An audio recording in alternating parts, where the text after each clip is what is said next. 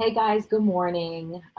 Welcome to Let's Talk Life. Today is all about overcoming betrayal. And so, while I think that we all have mostly felt some sort of betrayal in our life, what it is and what it looks like may be very different. And so, recently I came across a publication in the National Center for Biotechnology um, information, and it was called Betrayal, a Psychological Analysis by Rashman S. And so what it does is it talks about what betrayal is and the long-lasting effects and what it might look like. And so um, it's difficult, right? Betrayal it's hurtful. And so betrayal is actually the feeling or feelings of being harmed by the intentional actions or omissions of a trusted person in our life. And that could be whether it's someone we trust at work or at home, a partner, a family member, a friend.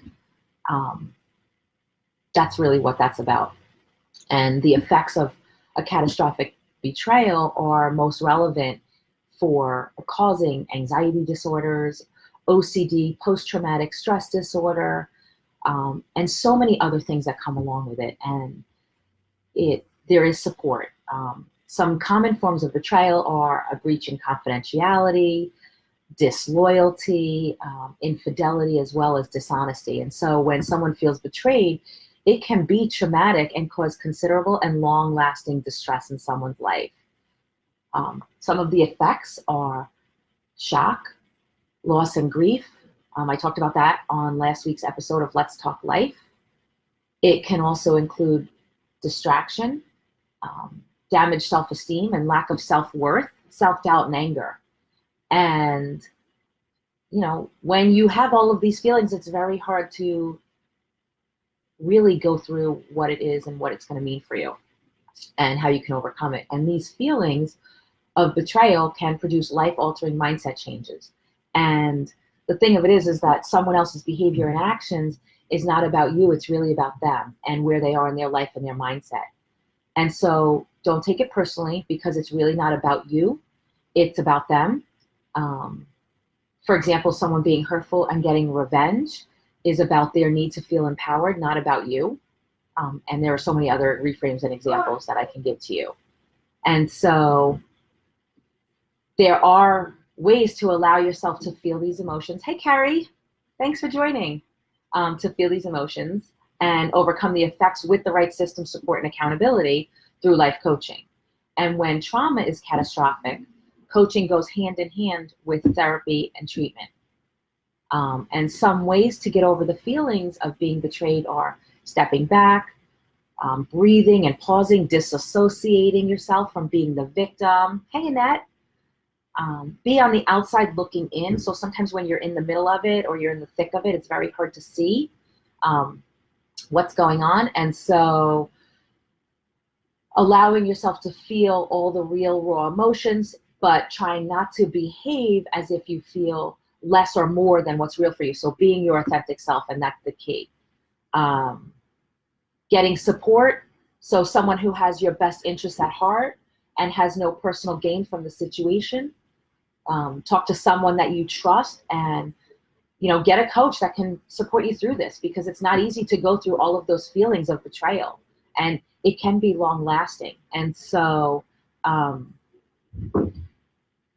you can work towards letting go of those feelings and shifting your focus on finding inner peace instead of what it is that you're feeling, but how you can move forward in your life by shifting your focus and focusing on inner peace and what it is that you want and what it is that you want to be experiencing in your life, right? So, but allowing yourself to feel, right? Surrounding yourself with the people who lift you up, not take you down. Hey, Billy, thanks for joining. Surrounding yourself with the people who lift you up and not take you down, and being mindful of who you're sharing your troubles with. Not everyone is your friend, even though if they seem like they're your friend, not everyone has your best interest in mind. And so making sure that you're mindful of getting a palm tree delivered right now. So there's a lot going on, but they were not supposed to show up at this time, but that's okay. They're going to handle it. So making time for yourself and doing the things that you love, and that might look like spending time in nature, reading self-help books, exercising, swimming, meditating, For me, it's traveling and being in nature and anything else really that nourishes your soul.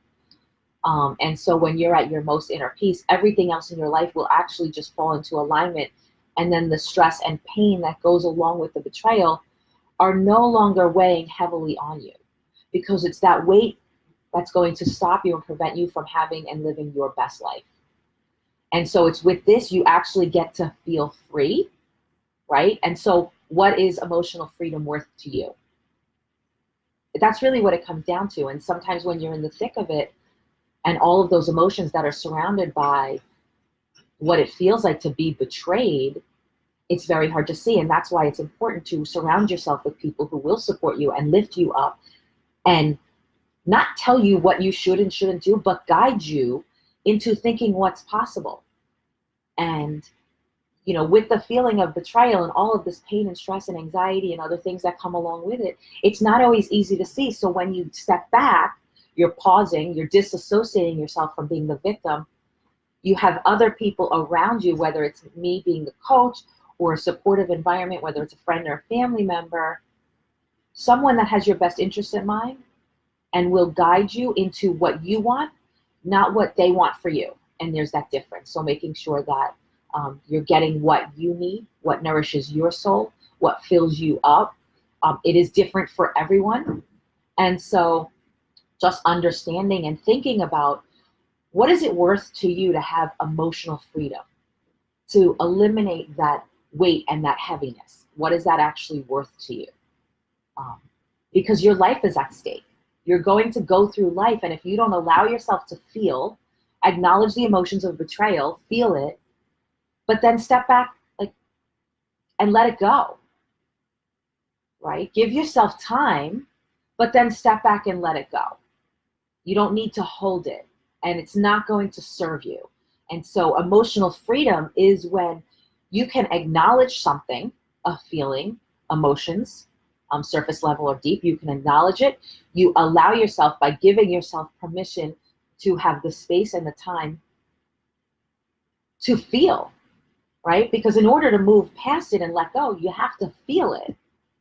You have to acknowledge that it's there and it's real for you. And it might be different, the feeling for everyone, but it's real for you. And then you can step forward and look at what's possible and look at letting go. So just think about that. If you or someone you know is struggling with coping with betrayal, whether it's by an intimate relationship, a family member, or a colleague, whatever it is, and if they're struggling with the emotional effects that go along with it, tag them. Please share this message or invite them to reach out to me for support and guidance. I'll offer them a complimentary coaching session to see if it's a good fit and if I could support them in what they need and what they want on their journey in life. So thanks for listening. I hope you guys have a great day and a wonderful, safe weekend. Have a good one.